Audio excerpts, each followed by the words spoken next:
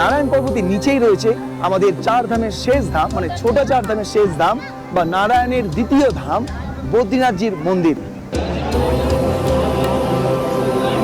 কেদারনাথ বলো, যমুনোত্রী বলো, গঙ্গোত্রী বলো, মানে এত অলৌকিকভাবে দর্শন হয়ে যায়, এটা ভাবলে অন্যরকম। দিনটা ছিল 22শে জুন 2024। বাড়ি থেকে 6 বন্ধু বেরিয়েছিলাম উত্তরাখণ্ডের 4 ধাম তীর্থের জন্য। আর 3 ধাম পরিক্রমণ করে আজ আমরা এসে পৌঁছেছি নারায়ণের দুনিয়াতে, বদ্রীনাথ ধাম দর্শন করার জন্য। আর এই নারায়ণ পাহাড়ের একেবারে পিছনেই দেখুন মহাদেবের আরেক রূপ নীলকণ্ঠ পাহাড়। তো হচ্ছে 100 টাকা করে বলছে পুজো, 100 টাকা করে নিলাম। আর এই দিকে এই দোকানে রয়েছে ছোটো ছোটো 50, এগুলো 30। হ্যাঁ, তো এরকম রয়েছে। আর যদি বন তুলসী মালা দিতে চান 50 টাকা আরও। ভগবান আদৌ আছেন কি নেই তা বলা বেশ মুশকিল। তবে আমাদের এই 4 ধাম ভ্রমণের সাথী যদি আপনি হয়ে থাকেন, তাহলে প্রতি পর্বেই আপনি কোনো না কোনো সময় অনুভব করবেন একটা শুভ শক্তি সব সময় আপনার চারিপাশে বিরাজমান, যেই নির্ধারণ করে এই পৃথিবীর সমস্ত কিছুকে।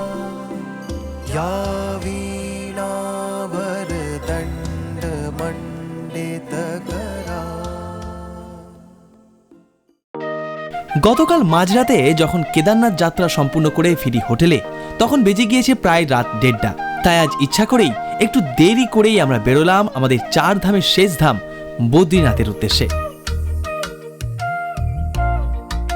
তবে তার আগে মহাদেবের কাছে আরো একবার আশীর্বাদ নেওয়ার জন্য আর সকালের পেট পুজো সারার জন্য আমরা দাঁড়ালাম গুপ্তকাশীতে।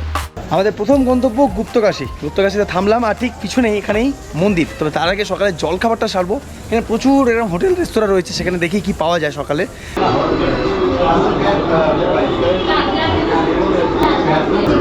উত্তর ভারতে বেসিক্যালি ওই ব্রেকফাস্টে আইটেম থাকে হচ্ছে পরোটা, ছোলে পুরি আর বিভিন্ন রকম ওই মিক্স চানা, চাট, এইরকম আর কি। তো আমরা অর্ডার দিলাম 6 খানা আলু পরোটা, সঙ্গে আবার ছোলাও দেবে। খাই, খেয়ে বিশ্বনাথজির দর্শন করবো। গরমা গরম আলু পরোটা দিয়ে জলখাবারের পর্ব মিটিয়ে আমরা চললাম এখন কাশী বিশ্বনাথ মন্দির দেখতে।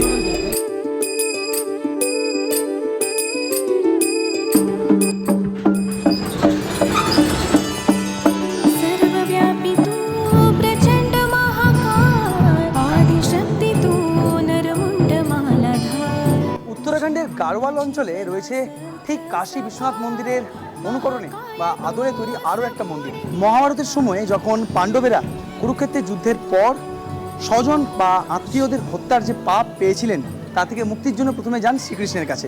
তিনি বলেন তাদের যেতে হবে মহাদেবের কাছে, কিন্তু মহাদেব এই পাণ্ডবদের উপর ছিলেন রুষ্ট। তখন তিনি কাশী বিশ্বনাথ মন্দির থেকে লুকিয়ে চলে আসেন এই গাড়োয়াল অঞ্চলের গুপ্তকাশীতে এবং এই অঞ্চলে দীর্ঘদিন ছিলেন।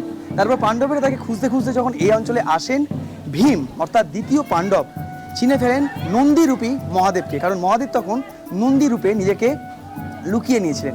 এরপর ভীম সেই নন্দীরূপী মহাদেবের লেজ এবং পিছনের পা টেনে ধরে রাখেন যাতে মহাদেব সেখান থেকে পালিয়ে না যায়। কিন্তু মহাদেব তিনি সেই সময় সেই গুপ্তকাশীর এই অঞ্চলেই পাতালে প্রবেশ করে লুকিয়ে পড়েন। সেই জন্য এই জায়গার নাম হয়ে যায় গুপ্তকাশী।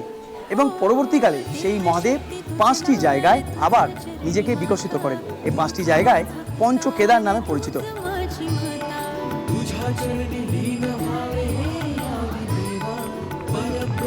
এছাড়াও এই মন্দির চত্বরে রয়েছে মণিকর্ণিকা কুণ্ড।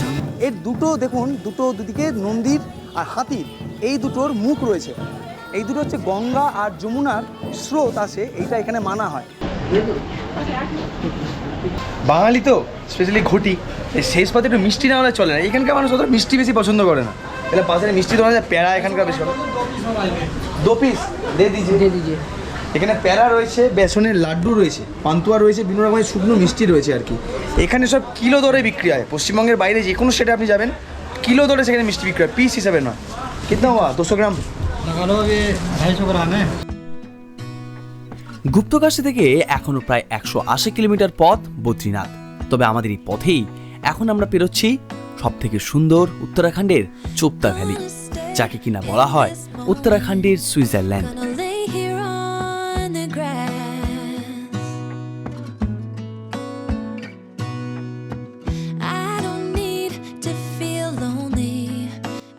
আজকের পথ যেমন লম্বা তেমন কিন্তু ভয়ঙ্কর বটে, কারণ এই বদ্রীনাথ যাওয়ার পথে কিন্তু অনেক জায়গাতে আমাদের দাঁড়াতে হতে পারে পাথর পড়া, রাস্তা ভেঙে যাওয়া এইসবের জন্য। তার শুরুটা হলো এই যে চোপ্তা ভ্যালিতে। এখান থেকে একটু আগে গিয়েই শুরু হয় পৃথিবীর সর্বোচ্চ শিব মন্দির তুঙ্গনাথের জন্য ট্রেক, যেটা করেছিলাম 2022-এ। দারুণ সুন্দর, আমার অন্যতম প্রিয় একটা জায়গায় চোপ্তা ভ্যালি, এবং তুঙ্গনাথের ট্রেকটা কিন্তু অসাধারণ সুন্দর। যারা দেখেননি তাদের জন্য আমি আইলিংকে তুঙ্গনাথের যে ট্রেক বা তুঙ্গনাথ মন্দিরের যে জার্নি আমাদের, সেটা কিন্তু দিলাম, দেখতে পারেন। তবে এখানে যে সমস্যা রয়েছে, এখানে রাস্তা ভেঙে গিয়েছে। তাহলে রাস্তা ভাঙেনি, রাস্তা কেটেছে, যে ওই যে চৌকো যে ড্রেনেজ স্ল্যাবগুলো হয়, হ্যাঁ, ওইগুলো 3টে বসাবে, বসিয়ে মাটি ডালবে, তারপরে রাস্তা খুলবে। মিনিট 15-20 মতো দাঁড়াতে হলো, তারপরেই কিন্তু ছেড়ে দিলে আমাদের এই জ্যামটা। যাক, ভাগ্যটা একটু ভালো ছিল যে তাড়াতাড়ি হয়ে গেল, নাহলে এই দেখুন অবস্থা, দেখুন রাস্তার অবস্থা দেখছেন, পুরো ভেঙে গিয়েছে। সেটা আবার সারাই করা চলছে এই বড় বড় কংক্রিটের চৌকো চৌকো বক্সগুলো দিয়ে। ভাগ্যটা ভালো, তাড়াতাড়ি হয়ে গেল, মানে ঘন্টা 2-3 যদি এখানে দাঁড়াতে হতো, বদ্রীনাথ স্বপ্ন।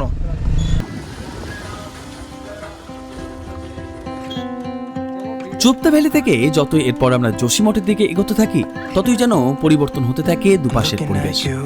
ধীরে ধীরে দুপুর গড়িয়ে এখন বিকাল। আমরা এখনো প্রায় 120 কিলোমিটার দূর বদ্রীনাথ থেকে। আজকে বদ্রীনাথ যাচ্ছি, যত এগোচ্ছি তত কিন্তু রাস্তা বেশ খারাপ হচ্ছে। মানে আজকে আমাদের প্রায় পৌঁছতে 9টা 9:30 বাজবেই। রাস্তা মাঝে মাঝে বেশ খানিকটা খারাপ, এবং আগে নাকি আরও বেশি খারাপ হবে রাহুল ভাই বলল। দেখা যাক, বাট বাইরের প্রকৃতি কিন্তু অপরূপ সুন্দর। কখনো দেখা যাচ্ছে একদম পাহাড় প্রমাণ পর্বত, কখনো দেখা যাচ্ছে ছোটো ছোটো সুন্দর সুন্দর গ্রাম পাহাড়ের করে, কখনো সেই গ্রামে আবার ধাপে ধাপে চাষ হয়েছে বিভিন্ন সবজি আর কি। এই দেখেন এখানে বোধহয়, এইটা হচ্ছে কি বাবা অবস্থা দেখুন পাহাড়গুলো, এক সেকেন্ড দাঁড়িয়ে একটা ভিডিও করে। পাহাড়গুলো পুরো একদম ন্যাড়া, পাথর যখন তখন গড়িয়ে আসতে পারে এমন অবস্থা। এই দেখেন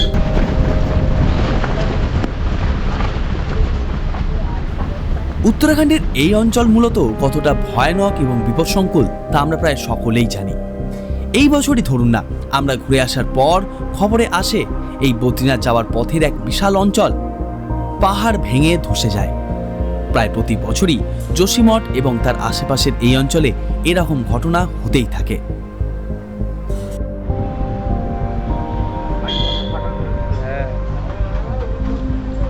এই হচ্ছে যোশীমঠ।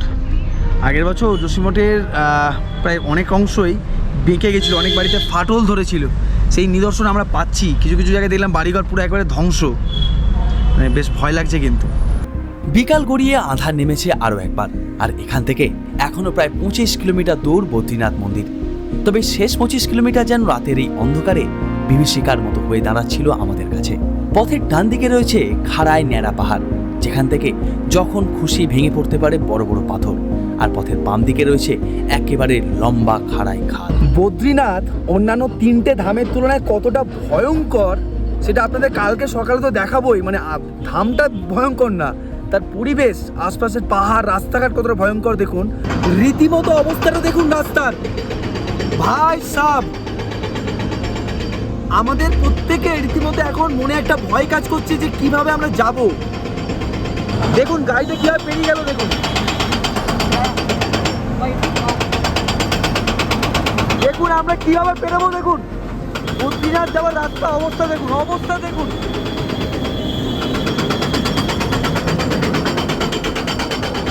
দেখতে পাচ্ছেন আশপাশটা কি আছে। কিন্নরে গেছিলাম, তখনও এরকমই কিছু রাস্তা ছিল, কিন্তু মানে এই রকম নয়, মানে ধাঁচটা এরকম হলো টু ডেডলি। মানে আমি ভাবছি কালকে যখন সকালবেলা রাস্তাঘাটগুলো দেখবো তখন কিরকম মনে মনে অবস্থাটা হবে আর কি। আর অন্ধকারে তো আরো বেশি ভয় লাগছে, কোথাও কিছু দেখতে পাচ্ছি না, নদীর একটা বিশাল স্রোত। ওই যে ড্যামটা, মানে নারায়ণজি যেন রক্ষা করে আমাদের দুদিন যেন বদ্রীনাথে কাটিয়ে দিতে পারি ভালোভাবে, সুস্থ হবে, এটাই যেন আমাদের এখন মানে আবদার ভগবানের কাছে বলতে পারেন। খুব ভয়ঙ্কর। এটা কেদারনাথের থেকেও এক্সট্রিম। হ্যাঁ, মানে 4 ধামের সবচেয়ে উঁচু হচ্ছে বদ্রীনাথ, সেখানে রাস্তাঘাট এই। এবং পিনাকি বলছিল আমাদের পুরাণে নাকি লেখা রয়েছে এই শতকের মধ্যে এই বদ্রীনাথ ধাম নাকি ধ্বংস হয়ে যাবে এবং নতুন একটা বদ্রীনাথ ধাম তৈরি হবে। এটা আমাদের কথা না, এটা নাকি পুরাণে লেখা রয়েছে, তাই তো পিনাকি? ড্রাইভারজি রাহুল ভাইয়ের আশ্বাস পেলেও এই অন্ধকারে বিপদসংকুল পথের মধ্য দিয়ে আমাদের গাড়ি যখন অতি সাবধানে ধীর গতিতে চলছে, আমাদের মনে তখন সকলেরই অল্প বিস্তর ভয়। তবে এর মাঝেই মিনিট 40-এর মধ্যেই আমরা পৌঁছে গেলাম বদ্রীনাথে। বদ্রীনাথে দেখলাম মন্দিরের আশপাশে রয়েছে প্রচুর হোটেল, রেস্তোরাঁ, আশ্রম, এমনকি এই বদ্রীনাথ বাস স্ট্যান্ডের আশপাশে রয়েছে একটা বিশাল বাজার। তবে আমাদের এবারের আস্তানা বদ্রীনাথ মন্দিরের একেবারে পাশে, তবে বাজার থেকে একটু দূরে।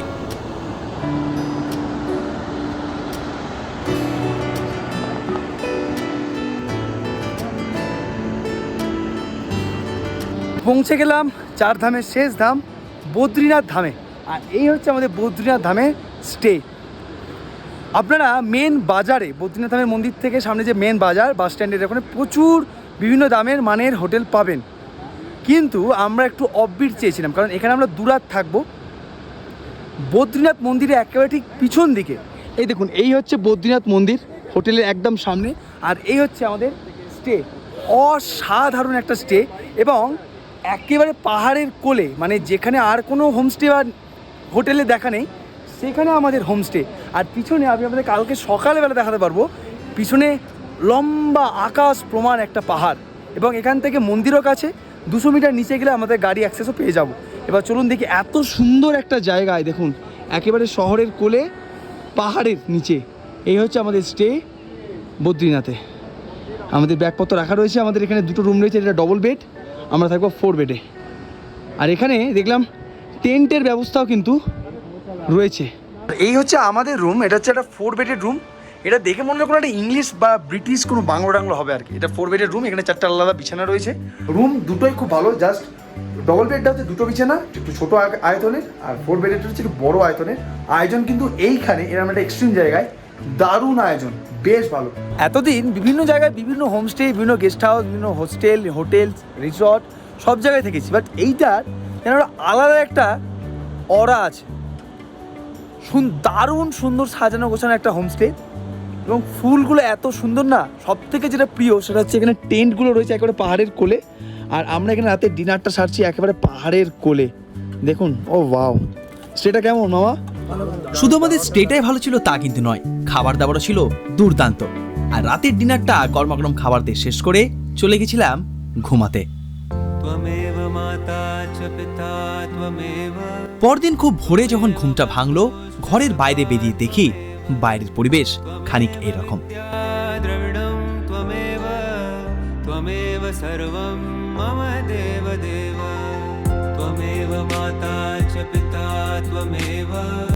চারিদিকে বড় বড় সবুজ পাহাড়, আর তার মাঝে এক রাশ মেঘ যেন যুদ্ধের প্রস্তুতি নিয়ে লুকিয়ে রয়েছে সেই পাহাড়ের খাঁজে।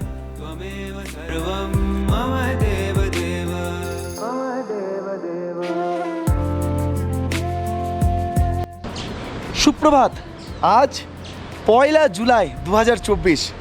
জুলাই মাসে আমার জন্মদিন, আর জুলাই মাসটা শুরু করলাম একেবারে দারুণ স্বপ্নের সুন্দরভাবে। আমরা রয়েছি একেবারে বদ্রীনাথ ধামে। আমাদের স্টেটা গতকাল রাতে আমরা দেখাতে পারি ঠিক করে আপনাদের, ওই হচ্ছে বদ্রীনাথ মন্দির, আর এই দিকে মোটামুটি হচ্ছে বদ্রীনাথের যে মেন মার্কেট, মেন এরিয়া ওইটা, তো আর মাঝখান দিয়ে অলকনন্দার নদী। তবে আমরা রয়েছি নদীর এই পারে একটা দারুণ সুন্দর পাহাড়ের কোলে হোমস্টেতে, নাম জাগিরদার হোমস্টে। রুমগুলো অসাধারণ সুন্দর, আর সকালটা শুরু হলো মহাদেবের দর্শন দিয়ে। দেখুন আমাদের এই রুমের পিছন দিয়েই দিনের প্রথম আলোতে চকচক করছে নীলকণ্ঠ পাহাড়। ওয়াও, কিছু কিছু সকাল থাকে যেগুলো মনে থাকার মতন। গত বছর যখন কলপাতে গিয়েছিলাম, একদম ভোর 6:14 মনে আছে টাইমটা, হঠাৎ সমস্ত মেঘ সরে চোখের সামনে উদয় হলেন পৃথিবীর সর্বোচ্চ শিবলিঙ্গ। ঠিক আজও খানিক এমনই, ভোর 6টায় যখন উঠি আমরা তখন প্রচুর বৃষ্টি, প্রচুর মেঘ, তবে এখন আবহাওয়া বেশ পরিষ্কার।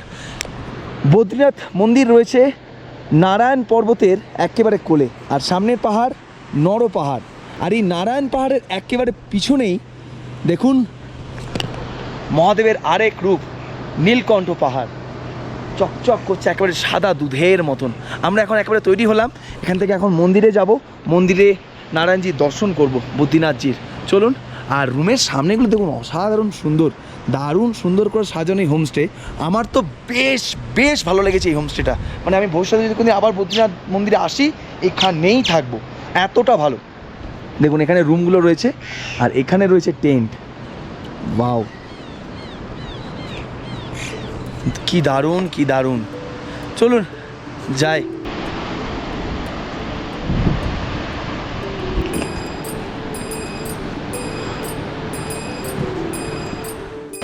আমাদের হোমস্টে থেকে মাত্র এই ধরুন 150 মিটার পথ বদ্রীনাথজির মন্দির, সেখানেই যাচ্ছি। ভিড় প্রচুর, তো সেই ভিড়কে উপক্রম করেই আমরা মন্দিরে ঢুকবো, দর্শন করব বাবার। सगुण निराकार नमः शिवाय। সরকার এখানে করিডোর তৈরি করছে, বদ্রীনাথ মন্দিরের করিডোর। তার জন্য আশপাশে যত বাড়ি জায়গা এগুলো ছিল মোটামুটি সব ভেঙে দিয়েছে। লোকালদের সঙ্গে কথা বলে জানতে পারলাম আর কি, সুন্দর করিডোর তৈরি হবে ভগবানের মন্দিরের জন্য। তার জন্য মানুষদের, লোকাল মানুষদের, স্থানীয় বাসিন্দাদের বাড়ি ঘর ভেঙে সেই ভগবানের করিডোর তৈরি হচ্ছে। কিছু বলবো না আমি এক্ষেত্রে, আপনারাই বুঝুন ব্যাপারটা কি। তাদের যদি একটা ভালো ব্যবস্থা হয়ে যায় তাহলে আর কিছু করার নেই। হ্যাঁ, তাহলে তো একদম ঠিক, আর যদি ব্যবস্থা না হয় তাহলে তো খারাপ। তাহলে তো মনটা খারাপ হয়ে যায়। কারণ ভগবান কি চায়? তার সন্তানদের বাড়িঘর ভেঙে তাদের মন্দির হোক, তাদের জন্য রাস্তা হোক, চায় না।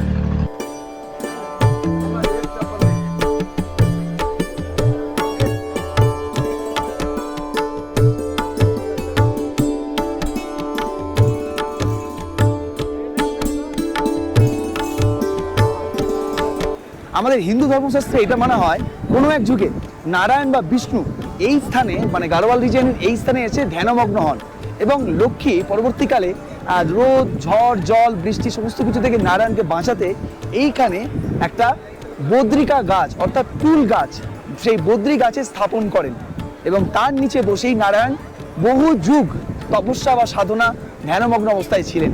সেক্ষেত্রেই এই জায়গার নাম হয়ে যায় তখন থেকে বদ্রী, এবং এই হচ্ছে বদ্রী বিশাল। সেই জন্য এই মন্দিরের নাম বদ্রীনাথ ধাম। আমাদের 4 ধামের শেষ ধাম বলা হয় এই বদ্রীনাথ ধামকে।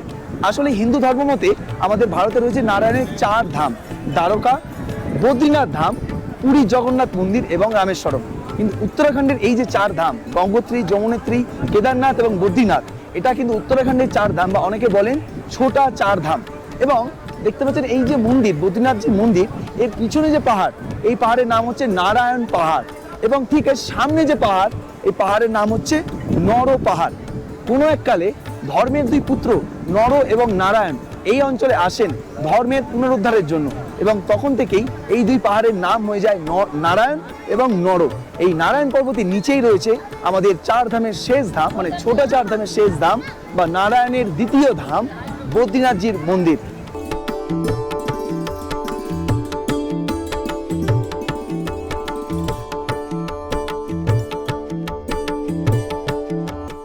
মন্দিরের সামনে থেকে প্রচুর দোকান রয়েছে, প্রচুর। মন্দিরের আশপাশে প্রচুর দোকান রয়েছে, এখান থেকে আপনি পুজো প্রসাদ কিনতে পারেন। তো আমরা এখান থেকে নিলাম, এগুলো হচ্ছে 100 টাকা করে বলছে পুজো, 100 টাকা করে নিলাম। আর এই দিকে এই দোকানে রয়েছে ছোটো ছোটো 50, এগুলো 30। হ্যাঁ, তো এরকম রয়েছে। আর যদি বন তুলসী মালা দিতে চান 50 টাকা আরও। চলুন এবার মন্দিরে যাই। আমরা পুজো প্রসাদ নিয়ে নিয়েছি, জুতো রেখে দিয়েছি এখানে। লাইন কি রাখতে হবে ভাইয়াজি? চলিয়ে চলুন।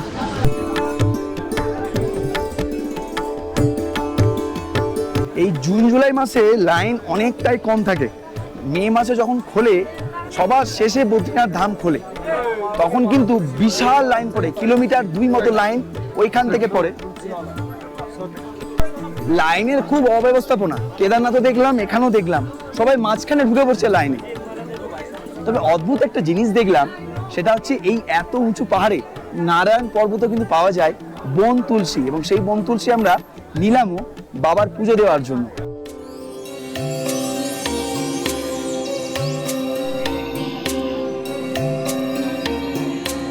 মন্দির খোলে ভোর 4টেই এবং বন্ধ হয় রাত 10টায়। মাঝখানে দুপুরবেলা 12টা-1টার সময় একবার বন্ধ হয়। তো এখানে এমনি যে সাধারণ লাইন, সেটা কিন্তু মোটামুটি বেশ ভালোই। তো যদি চান, এখানে জিজ্ঞেস করলাম ভিআইপি লাইনের ব্যবস্থা আছে, কিন্তু সেটা আপনাকে 2 দিন আগে থেকে টোকেন কেটে রাখতে হবে, তবেই কিন্তু আপনি দর্শন করতে পারবেন। মানা হয় 9ম শতাব্দীতে আদি শঙ্করাচার্য এই বদ্রীনাথকে একটি তীর্থস্থান হিসেবে প্রতিষ্ঠা করেন, এবং এই মন্দিরের মধ্যে রয়েছে 3টি কাঠামো: গর্ভগৃহ, দর্শন মণ্ডপ এবং সভা মণ্ডপ। প্রধান মন্দিরের মধ্যে বদ্রীনারায়ণের 1 ফুট উচ্চতার শালিগ্রাম শিলা দেবতা হিসাবে রয়েছে, যা একটি বদ্রী গাছের নিচে সোনার ছাউনির মধ্যে অবস্থিত। মন্দিরে দর্শন করলাম, মাত্র মিনিট 20-25 মতো সময় লাগলো দর্শন করতে লাইন দিয়ে। দুর্দান্ত দর্শন করলাম, দারুণ ব্যবস্থাপনা লাইনের। একদম ভেতরে ঢুকে কাছ থেকে এই প্রসাদ ভগবানকে অর্পণ করে আবার আমরা এখন বসে রয়েছি। মন্দির পরিসরের ওইদিকে ভিডিও করা অ্যালাউ নয়, তাই এক জায়গায় বসে সুন্দর করে আপনাদের জন্য ভিডিও করছি। আপনারা আসুন, কোনো ভিআইপি লাইনের দরকার নেই, লাইন খুব সুন্দর করে এগোলো, মাত্র মিনিট 15 সময় লাগলো। আরেকটা জিনিস জানলাম, ভেতরে কুবের ভগবান রয়েছেন, বদ্রী বিশাল মানে নারায়ণজি বিষ্ণুর মন্দির মানে বিষ্ণুর মূর্তি রয়েছে, এবং এখানকার বিষ্ণু মূর্তি না মানে দাক্ষিণাত্যের যে ছোঁয়া সেটা স্পষ্ট, কালো রঙের মূর্তি, খুব সুন্দর। এবং এখানে যারা পুজো করেন ব্রাহ্মণ, তারা কেরালার নাম্যগিরি সম্প্রদায়ের ব্রাহ্মণ, তাছাড়া অন্য কোনো ব্রাহ্মণ সম্প্রদায় কিন্তু এখানে পুজো করতে পারেন না। অদ্ভুত জিনিস জানেন, এই যে নাম্যগিরি সম্প্রদায়ের ব্রাহ্মণ, তাদের গায়ে তারা যখন জন্মান তাদের গায়ে অটোমেটিক চামড়াতে পৈতের একটা দাগ তৈরি হয়ে থাকে, এটা ভগবানেরই দান বলাই যায়। তারাই কিন্তু এই মন্দিরে পুজো করতে পারেন বদ্রী বিশালকে, এবং এখানে দেখলাম প্রচুর মানুষ দক্ষিণ ভারত থেকে এসছেন। খুব ভালো লাগলো দর্শন করে। এবার আমরা মন্দিরের বাকি অংশগুলো ঘুরে দেখব। আরও নানান মন্দির রয়েছে এখানে, এমনকি বলা হয় এখানে পিণ্ডদান মানে হিন্দু ধর্মে যেটা বলা হয় গয়া এবং বদ্রীনাথ, এই দুই জায়গায় পিণ্ডদান করতে হয়। এখানে যদি আমরা পিণ্ডদান করি তা নাকি সরাসরি একেবারে নারায়ণের কাছে স্বর্গে গিয়ে পৌঁছায়। অভূত সুন্দর লাগলো, অভূত সুন্দর।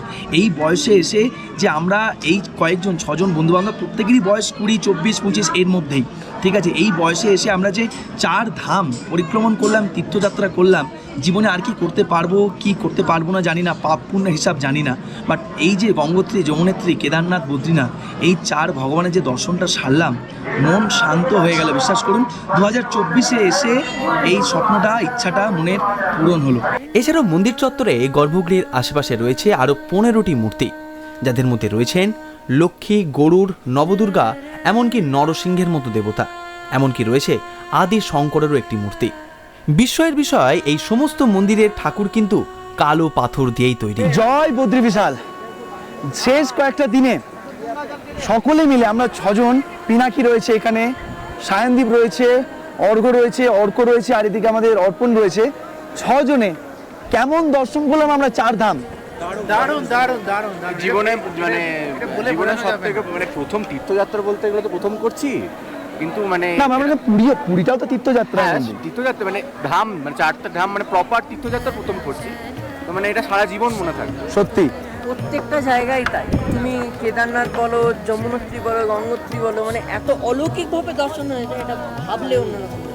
একদমই তাই। এবং মজার বিষয়, অলৌকিক বিষয় জানেন, আমরা যখন মন্দির থেকে নিচে নামলাম কেদারনাথে, সেদিন রাত থেকে যাত্রা বন্ধ। এখন সবাই মেসেজ করছে কেদারনাথে তুষারপাত হচ্ছে, ধস নেমেছে, খুব বাজে একটা পরিস্থিতি, কিন্তু ভগবানের দর্শন ঠিক করে আমরা কিন্তু ফেরত এসেছি নিচে। এই বোধহয় মহাদেবের ডাক, এই বোধহয় ভগবানের ডাক। এখানে ভোগ প্রসাদও রয়েছে, আপনারা চাইলে খেতে পারেন। আর রাত 10টা অবধি মন্দির খোলা থাকে, সন্ধ্যেবেলাও আসতে পারেন। আমরা আরেকবার চেষ্টা করবো এখন সন্ধ্যেবেলা, এখন গিয়ে সন্ধ্যেবেলা আবার আসার। चरण बिना मोहे कलन पड़त गए पलच ना देना मोहे कलन पड़त घरे पलच ना देना। মন্দিরের একদম নিচে যে আপনাকে তপ্তকুণ্ড দেখিয়েছিলাম, সেটা হচ্ছে এইটা। এখানে পুরুষ এবং মহিলা দুজনেই স্নান করতে পারেন, তবে মহিলাদের স্নানঘর ভেতরে, পুরুষদের বাইরে। এবং তার পাশে এখানে রয়েছে নারদ শিলা। এবং এখন দেখছি জল কিন্তু বেশ দিনের মানে যখন আমরা প্রথম সকালে এসেছিলাম তার থেকে বেশ অংশে কিন্তু বেড়ে গেছে। মানে উপরের আবহাওয়া যে খারাপ বা উপরে বরফ যে গলছে তার প্রমাণ কিন্তু আমরা পাচ্ছি। এবং হরিদ্বারে এখন বান চলছে, মানে বন্যা হয়েছে। মন্দির থেকে বেরোলাম, জাস্ট দেখুন কি সুন্দর, এখান থেকে কি সুন্দর লাগছে দেখুন মন্দিরকে, অপরূপ অপরূপ অপরূপ। এখান থেকে বেরিয়ে এখানে প্রচুর দোকান রয়েছে, সেখান থেকে আপনারা পুজো সামগ্রী কিনতে পারেন। খাওয়া দাওয়ার দোকানও কিন্তু রয়েছে, আমরা দেখবো সেটা এক এক করে। এখানে দেখুন অনেক দোকান রয়েছে পর পর লাইন দিয়ে। মন্দির দর্শন শেষে আমরা সেদিন পৌঁছে গেছিলাম ভারতের প্রথম গ্রাম অর্থাৎ মানা গ্রাম ঘুরতে। তবে সেই মানা গ্রামের ভিডিও আসবে আগামী পর্বে। মানা গ্রাম ঘুরে বিকাল হতেই আমরা পৌঁছে গেছিলাম আবারও আমাদের জাগিরদার হোমস্টেতে। বিকালের ভাগটা কাটিয়েছিলাম হোমস্টেতে বসেই।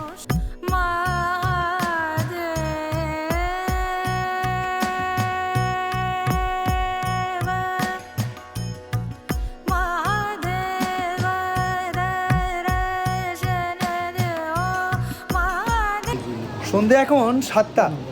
আমরা যাচ্ছি এখন আমাদের হোমস্টে থেকে আবারও বদ্রীনাথ ধামে।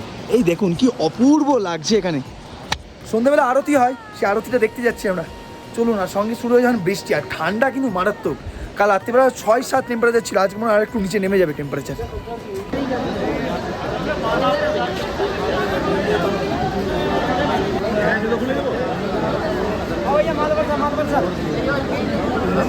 সন্ধ্যে 7:30 থেকে শুরু হয় সন্ধ্যা আরতি। এখন সেটাই দেখতে যাবো আমরা। কি দারুণ সাজিয়েছে, ওয়াও! মানে দূর থেকে কাছ থেকে দেখতে পুরো মনে হচ্ছে সত্যি নারায়ণের বাড়িতে আমরা পৌঁছে গেছি।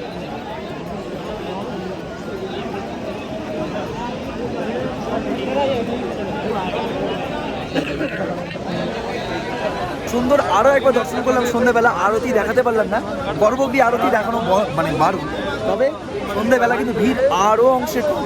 সন্ধ্যাবেলা আসুন যারা ভিড় কম চাইছেন। আর এইভাবেই শেষ হলো আমাদের 4 ধাম যাত্রা বদ্রীনাথজি দর্শন করে। বৃষ্টি পড়ছে খুব, তাই চলে যেতে হচ্ছে। একটু আগে লাইভ করলাম, আপনারা নিশ্চয়ই আগে দেখেছেন। তো ধন্যবাদ আপনাদের, ধন্যবাদ ভগবানকে, ধন্যবাদ আমার বাবা মাকে, যাদের সকলের মিলিত আশীর্বাদে আমি এখানে দাঁড়িয়ে 4 ধাম তীর্থযাত্রা সম্পূর্ণ করলাম। আর এইভাবেই শেষ হয়েছিল আমাদের এবারের উত্তরাখণ্ডের 4 ধাম ভ্রমণ। আগামী পর্বে আপনাদের নিয়ে আসছি মানা গ্রামের দারুণ ঐতিহাসিক গল্প নিয়ে, যে গ্রামের গল্প আজও প্রত্যেকটা ভারতীয়, প্রত্যেকটা মানুষের কাছে বেশ রোমাঞ্চকর। আর এই সিরিজের ধারাবাহিকতা বুঝতে আগের সকল পর্বগুলি ক্রমানুসারে দেখার সাদর আমন্ত্রণ রইল। এবং সাথেই ভিডিওগুলি ভালো লেগে থাকলে অবশ্যই লাইক করে এবং চ্যানেলে নতুন হলে সাবস্ক্রাইব করে পাশে থাকারও আমন্ত্রণ জানাই। তাহলে চলুন, দেখা হচ্ছে পরের পর্বে মানা গ্রাম থেকে।